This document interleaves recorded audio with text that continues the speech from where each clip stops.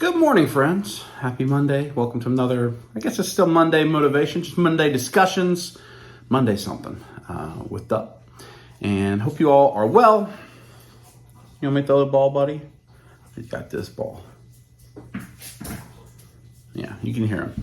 Hope you all are well. Now, we finished up our 10-part series on Is Collecting Good? After we did 10 parts on Is Collecting Bad? So for 20 straight weeks, we've kind of taken a look at, in a series fashion, the nature of collecting and the good things and the bad things and the positives and the negatives and all the different aspects. And I thought that was a timely series as we started 2023 after we spent...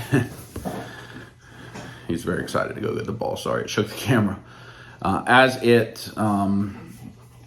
we spent all of 2022 just talking about all sorts of topics for hashtag #BeatUpFit on Monday mornings. And I don't know that we will keep Mondays going all year, but there were a few of you that brought up some suggestions over the past few weeks when I've solicited comments about what you'd like to see me talk about that are kind of tie into this more discussion-oriented, shorter video, hopefully Rufus will let me talk and not just throw the ball endlessly, type of thing. And so we talked about the broad scope of collecting over the last 20 weeks. But one of the more specific questions was around conventions.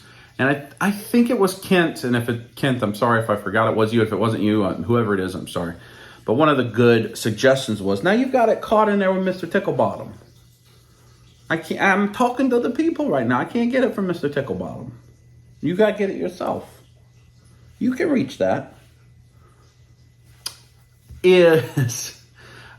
Somebody asked the state of conventions in 2023. And I've talked a decent amount about conventions over the last 20 weeks.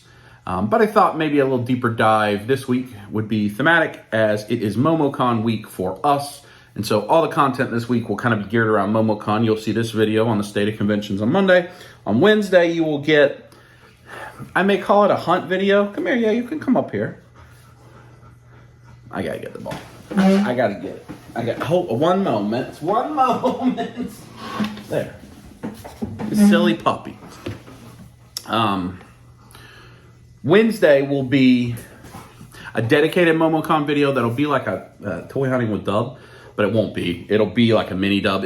Honestly, it'll be like a first half of life with the Dubs, because it'll be today we will film it, and we will go into day one of MomoCon, the opening day. It'll be myself, Natalie, Kaya, now it's under the chair, and Tiffany. And so you'll just see our experience of day one. And hopefully this day we'll get everything signed. So look forward to that on Wednesday. But the state of conventions, I think, is a good topic. And really, what should you be looking for if you've never been to a convention, if you're interested, if you're not interested, and what can it do for you in your collecting journey, in your personal journey, or otherwise? So conventions can mean a lot of things to a lot of people. I kind of call everything a convention that we go to, everything, but they really aren't all conventions. So for instance, a show like Toylanta or Joe Fest are toy shows, in my opinion. They're primarily, people go to their shop. There may be some panels here and there, maybe a few panels. There may be some guests, right? There may be Sergeant Slaughter there, or a few guests, but it's mainly about buying stuff. That is the goal. Tickets for those are usually lower cost, often only $10, $15 for a single day. And you're going to have access to vendors. Now, toy shows, I have always wondered if they would start to fall off, just because you can buy so many things online. And a lot of the booths you see in toy shows are the same. People just have taken all the NECA Funko section and are selling it for $10 more at a toy show. And I don't know how that's viable as a long-term business. I don't think it is, if people actually looked at their metrics. But then you also get a great selection of vintage stuff. So if you're a vintage collector, certainly a toy show like that is a good place to shop. But if you're going for other experiences, I don't consider toy shows very good for that. So when we go to toy shows, in fact, that's why at Toylanta or Retro Toy Con, especially in the recent years, you haven't seen Kaya hardly at all. Natalie, not very much, because there's not a lot of things for them to do. And, you know, if I want to hang out at the Mythic Legion's booth, or I want to hang out at David's booth or whatever for 5 or 6 hours and just chill, it's not really fun for the girls. So they don't attend as many hours of those as I do. They still like to come and be around the people and see the experiences, but they don't. And then you have small conventions. And a small convention, for me, is a thing like Ranger Stop, or even something like Alabama Comic Con that we've been to, or Metrotham Con. Those are certainly different sizes between them. But they are at full conventions where your vendors are not, you're actually not going to see as many toys. You'll probably see a lot of Funko Pops. You'll see a lot of t-shirts. You'll see a lot of art in those. You'll certainly see collectibles vendors, but you're more likely to see more anime stuff at shows like that. Those kinds of things. A more wide variety. It's like shopping at Think Geek, right? It's that type of variety versus just action figures that you usually see at a toy show with very little anything else. And at a smaller show like that, they're usually going to have a number of guests. So you may have 5 or 6 pretty decent guests. I would call ICCC in this, even though it has like kind of toy show vibes in the vendor hall. They like this ICCC is coming up. We have a conflict because we have MomoCon, but they've got Daredevil, they've got Kingpin, they got some mega guests. They got Emperor Palpatine. Those are big time guests, but they don't have like 50 guests. They have under 10, I think, and they're all good guests. And they're a show that's growing, so that's going to continue to grow. But those medium-sized shows, I think, are a sweet spot for people, or especially the smaller to medium-sized shows, where there aren't 100,000 people there, and you actually have a real access to meet a guest, and you get to see a variety of things from nerddom. And those shows actually seem to be growing. I think the medium-sized shows seem to be having success and growing. I think the toy shows are what they are. Toylanta was in a bigger space, but did it have more people? I think it did because of the Horsemen, but it wasn't noticeably larger than it had been in years past. MomoCon used to be a medium-sized show and is certainly now a large show. But it used to be a medium-sized show, in my opinion. Then you have your large shows, and for us, MomoCon's a large show. Dragon Con is a large show. Those are shows that push, there are over 50,000 people that attend those shows. They're often over like 4 days, whereas a toy show is sometimes 1 day. A medium show is 2 days, 2 days of the preview night maybe. The big conventions, San Diego Comic-Con, New York Comic-Con, C2E2, PAX, those type of huge shows are usually 4 or 5 days, sometimes all week, depending on what they have going on.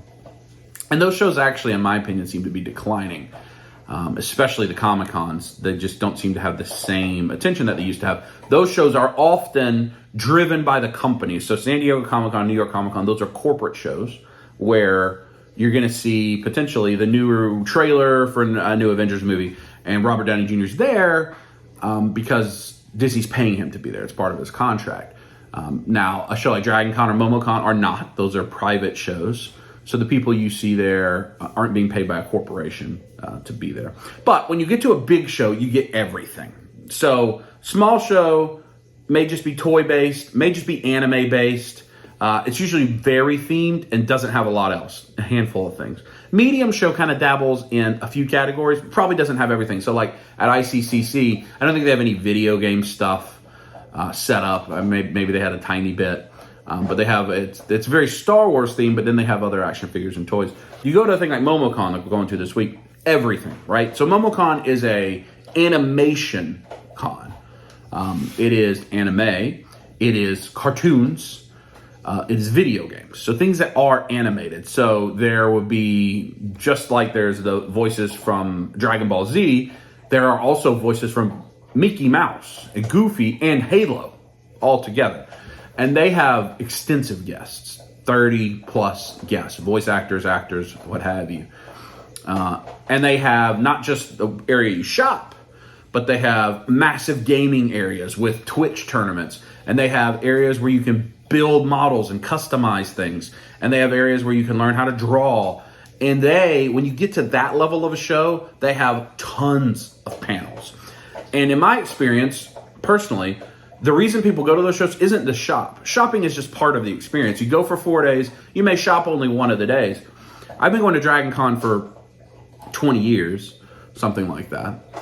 And it probably was 10 years before I ever went into the vendor hall. And that is before the era of you could just buy anything you see in the vendor hall on the internet. It just didn't go. We want to go see panels. We'd participate with panels. We want to go to a parade. We'd want to go to a party. We'd want to go to the different things that were going on as part of a bigger show. Those shows are kind of made, like MomoCon doesn't close. It doesn't have hours. You go in, it starts today at 2 p.m., and it closes Sunday night at midnight. Today's a Thursday. It runs the whole time. Now, certain elements close. The vendor hall is only open set of those hours. But the video game area, which is like a massive arcade, and you'll see that on these upcoming videos, it never closes. You can go play anytime you want to. The board game, if you want to go play D&D with your friends, if you want to go play other board games with your friends, it's always open. There's always somebody there. You can check games out. You can play. It's experiential. It is a destination for people. Dragon Con especially, we know that people budget, and that is their vacation in a year.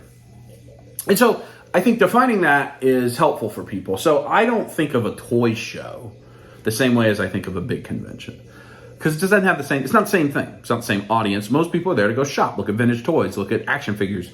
They're not there to experience all the other stuff that's going on. Now, that being said, things like toy shows, like Toylanta, like Retro Toy Con, Joe Fest, they have other stuff. They have live music. They have the lobby swap. They have hotel room swaps. You've seen all that on the channel. But those things are made kind of for the people that know it and that have been there. And they're very much there for their own group. And you can participate. Anybody can participate. But you won't know what's going on. Like you go to the live music and they have inside jokes that you don't know. You don't understand why people are laughing at them. Because they've been doing it for 30 years. Which is fine. Nothing wrong with that. Whereas if you go to some of the big cons things, they're intentionally trying to include everybody, get you involved, help you to know what's going on. So it's just a different thing. So I give you that definition to say, like, a lot of you say, I've never been to a convention, or what's a convention like, or why should I go? Don't go to a convention to shop. That's my biggest advice. Don't go to a convention to shop. The things that you find at conventions, almost assuredly, if you're a modern collector, you can find online cheaper. Almost assuredly, even with shipping. Now, if you're searching for elusive retro items, sure. But you're going to pay more at a convention, always. Number one rule, because they have to pay to be there. So a convention booth may cost them a few $100, sometimes a lot more, depending on how big a convention. And they got to make that money back in addition to whatever they spent. And in addition to paying themselves to being there. So you're going to pay more at a convention. Plus, it's a captive audience and the thrill of the rush of the moment. People are going to charge more. So don't go there to shop. Go there for the experience. That is my biggest recommendation. The things that we enjoy about Toylanta, the reason I think that you see all the guys get together every year at Toylanta, and people come some years and don't wish they were and so forth, is because of the stuff that happens not when we're shopping. The silly stuff, the stuff you see on camera, the stuff you don't see on camera, going to meals, hanging out. Those are the things that we love. It's the experiences of being together. And I think I would love for all of us to go to a big convention at some point where there's stuff to do all the time. So we're doing all these things when the show closes. And we're just at Waffle House or at the hamburger place for the 10th time or whatever in our hotel room. As opposed to we could be doing these things at a massive arcade that's open at 1 a.m. or at a parade or whatever. So I hope, like when OG Geek Mike and Humpty, when they came up for Dragon Con, we had so much fun that time they were at Dragon Con. Because there's something going on all the time. They were out at 3 a.m. going to drag shows and concerts and people dressed as Transformers playing You Got the Touch and all of this stuff. And so you go for the experience, not for the stuff. So if you're saying, well, I don't know anybody to go with, what kind of convention should I go to? Look at some of those mid-level ones. Most states have something they call a Comic-Con. Alabama Comic-Con, Atlanta Comic-Con, South Carolina Comic-Con. They have something, right, that they call a Comic-Con. And they're usually not huge because the bigger ones are branded differently. And connect with a group that is for first-time con-goers. I know the ones we go to, they all have a place on their website or their app that says, hey, you never been before? email us here. We can give you a tour. We can help connect you with a volunteer to help show you around. Find the fandom that you're into, right? Whatever it is you're into. If you are into anime, probably don't need to go to Toyland. If you are into G.I. Joe, you probably don't need to go to Anime Weekend Atlanta, right? Find a fandom that you're into, and you'll go find like-minded people. Another tip I have, go to your local gaming store. I don't mean GameStop. I mean your store that sells D&D, your store that sells Pokemon cards, your store that sells Magic, those kinds of things, or your local comic book store. Often they're the same store. They will know a lot about the convention. They are likely some sort of sponsor of the convention, and they will have people there that come and play games and whatever that plan to go to the convention that you can meet ahead of time and develop a group. Also, there's always Facebook groups or Facebook posts on these conventions. Find their Facebook, find their Instagram, interact with people. But so when we step back and we go, the state of the convention this year, the state of the convention is interesting these days. I really think it's interesting. So like I said, I think the big conventions are shrinking in the post-COVID time. And I also think if you look in the video game sector, those conventions like E3, which used to be the place where all the video game companies would go make their announcements for new games, I don't even think it's happening anymore. And that's because Nintendo and Sony and Microsoft, they just do their own announcements. You know, once things went remote, they just kept it that way. Toy Fair disappeared for a while, and now it's moved because Hasbro and Mattel and so forth make their own announcements. And it's coming back in the fall, but I bet it'll be different. I think the Comic-Con exclusives are changing. They're making those widely available if you pay attention to online pre-orders. The big shows that require just millions of dollars of upfront money are shrinking. That leaves an opportunity for the medium-sized shows to improve and for the small shows to improve. And by improve, I mean just in size and money. So find your local show and just go to it and try it out. Buy a one-day pass. If you want advisement, buy that preview night pass, just that. Thursday at MomoCon is the cheapest pass because it's still in the middle of the work week. But there's the least amount of people there, but everything's going on because they just opened and they want to make a good impression. But you won't be so overwhelmed with all the people. So you look at those first nights where they're just open early for an evening, or the last day, the Sunday of a convention is often less populated. Things are a little bit cheaper. You may run into less guests, like you got to check the calendars. But do I think you should go to a convention? Yes. I've gone to conventions for so long, I can't imagine not going to a convention in a year. We've certainly had years where we go to like 20. This year we're going to try to do, less, maybe 5, 6. How many have we gone to this year? We went to Atlanta Comic-Con, went to Toylanta. I think that's it so far this year. We'll go to MomoCon, we'll go to Dragon Con, we'll go to Legion's Con, we'll go to Anime Weekend Atlanta, we'll go to Ranger Stop. We might go to Alabama Comic-Con. I think we probably will because there's some guests there Natalie wants to meet. And probably that's all. So it'd be a lot less than we've done in the past. Because it's fun. We like to go as a family. We've got the drink cups. We get things signed. It's with intent. We're going with intent. The reason we're going to MomoCon, specifically the actual reason, is there are guests there for Natalie and Kai to get their things signed, right?